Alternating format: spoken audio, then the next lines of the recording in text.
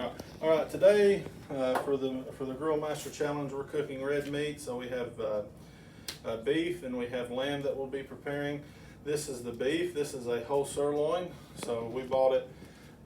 This is a sub primal, and we are going to cut it up to try to get top sirloin steaks in a couple different styles.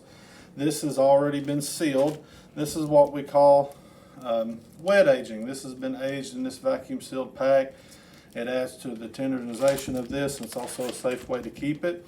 There's also dry aged, where you leave it in a hanger and it dries, but there's a lot of evaporation potential loss. But most of the time in grocery stores, retail chains, you're going to see it wet aged. So to get started, we just pop the seal here,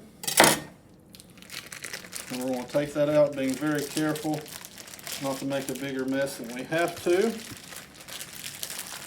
But right now it's hard to tell that this is going to be the tenderloin steak that you buy at a steakhouse. But as we move along today, you'll see how it's fabricated. So keeping the juices in. I do want to save the price tag, and I'll explain that later. But we're going to see if we saved any money today. They were $7.99 a pound yesterday when I bought it. But we'll set this to the side, and then we'll see how much money we paid per steak after we get done.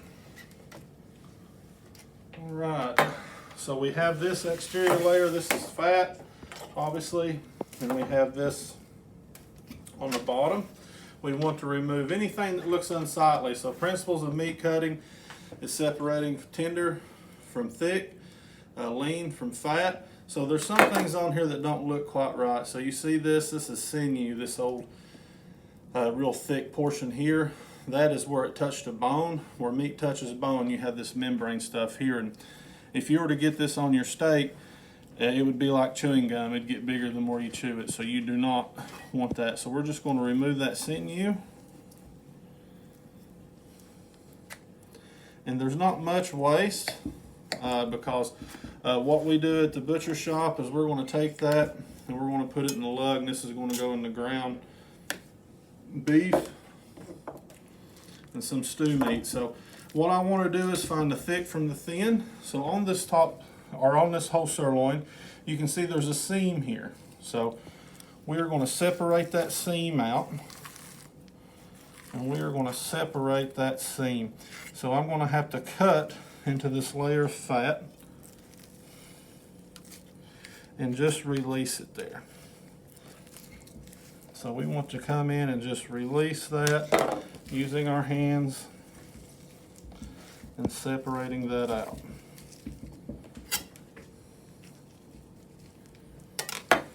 So come here, you can see there's quite a little fat there that we're going to get rid of. That's going to make that seam separate easier. Again, we're taking that, putting in the ground beef. So we're going to separate all of that.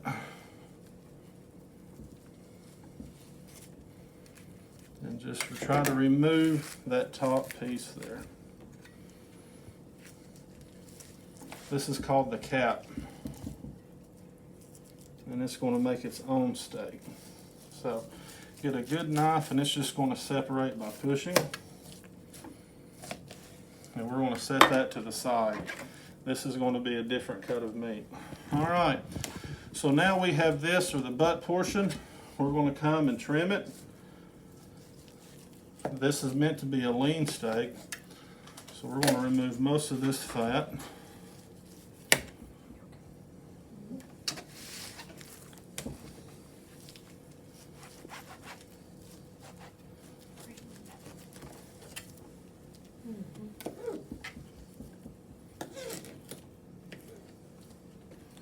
And then I want to really clean it up nice where I can see the grain. Meat has grain a lot like wood, and I want to be able to see that. About got it.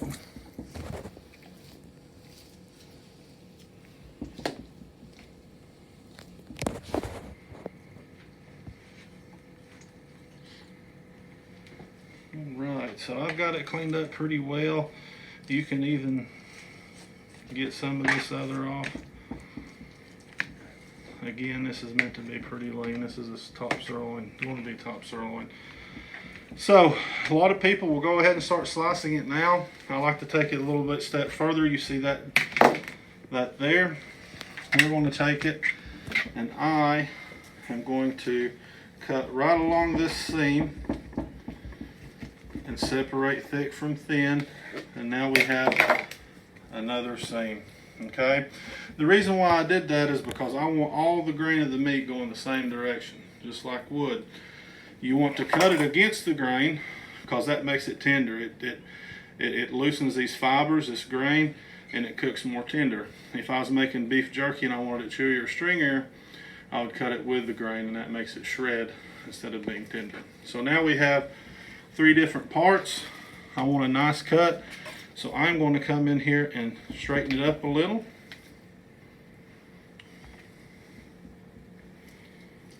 And make a face cut. So you can see the grains are running this way, so I'm going to cut it this way. And how knives cut, they cut on angles, so you're going to make 2 angles to create that edge. So I like a steak about 1 inch thick, and I want to come and make an angle and come straight back. And that's the top sirloin that you're going to see in the restaurant. One of them, one style. So you have a little marbling. This is not a steak that's meant to have a lot of marbling, but you see that fat, that intramuscular fat, that is where your juiciness comes from. That's called marbling. Again, with top sirloin, I'm not too bad concerned. So we're going to come in and make our steaks. And these are the best kind of steaks for you kids that are doing the grilling contest. They're free steaks. Free to you. Anyway.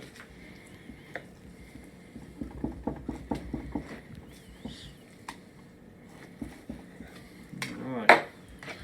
So you've got just a little bit of an eye there. If I wanted to, if I didn't want a lot of fat, I could come in and fix that. So I can turn it over, and I'm going to do that.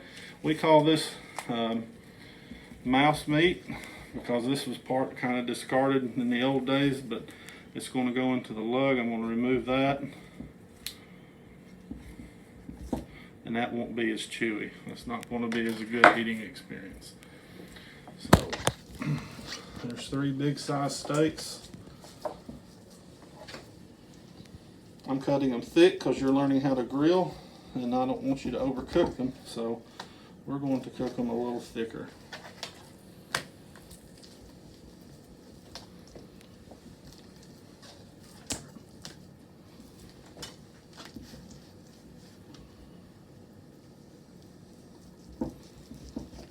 I could cut them thinner to make it go farther if I wanted to.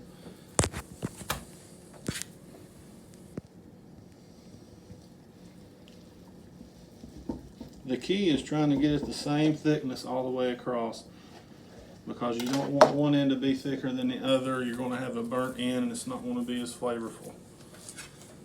A trick to be safe, once you get down here and you're running out of places for your hand, you can stack some of the steaks behind it, and that gives you a little bit better of a cushion to protect yourself.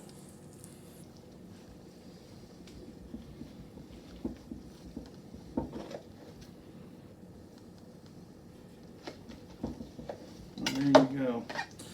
So just out of that portion, you've got 1, 2, 3, 4, 5, 6, 7, 8 top sirloin steaks. These here I really like. I call these little baseball cuts. This is more likely what you're going to see in the restaurant. Again, we want to find the grain. We want to cut against the grain. So we are going to cut like that. And that's probably what you see in the restaurant. 4 to 6 ounces, 8 ounce sirloin, top sirloin steak.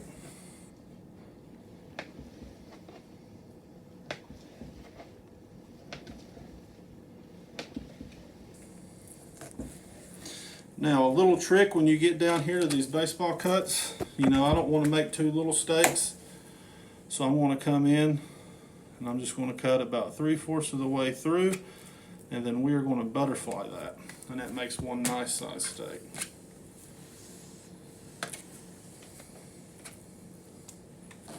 And then your third type of steak, which is my favorite on this sirloin, is the culotte, or just the cap steak. So we're going to come in, make this look a little prettier. You can use a softer knife to really get in there, like a fillet knife, not a fillet knife that you would fillet a fish, but one that has a little bit more give. This one's really stiff, so I'm going to do the best I can. But all this silver skin, we want it to come off, because that's not going to give you a good eating experience. So we're going to take that and get rid of that just the best you can.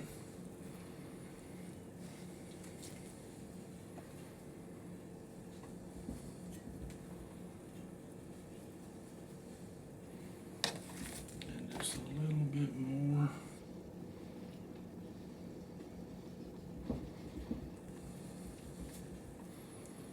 Alright, that looks pretty good. We'll square it up. And this is the fun part. When you have a really good knife, you want to get down in there and you want to lay this out. I don't want that, all that external fat. That's not really the fat that we want for flavor. So we're going to be very careful and just try to get as much of that out as we can. I used to do a lot better job, and I did this every day, but I'm still not too bad at it. So as a butcher, you want to save as much on the steak, because this steak, I told you I bought for $7.99 a pound. I'd rather sell it to you at $7.99 a pound than $3.99 as ground hamburger. So if you can really get in there and just get that fat off. Now we have a nice piece to work with. Again, the grain is running this way. This is a good way to see that grain. We're going to cut against it, and I'm going to show you why this is one of my favorite steaks. Look at the marbling and fat inside of that. And that's a really good cut of meat. So this is called culotte or cap off steak.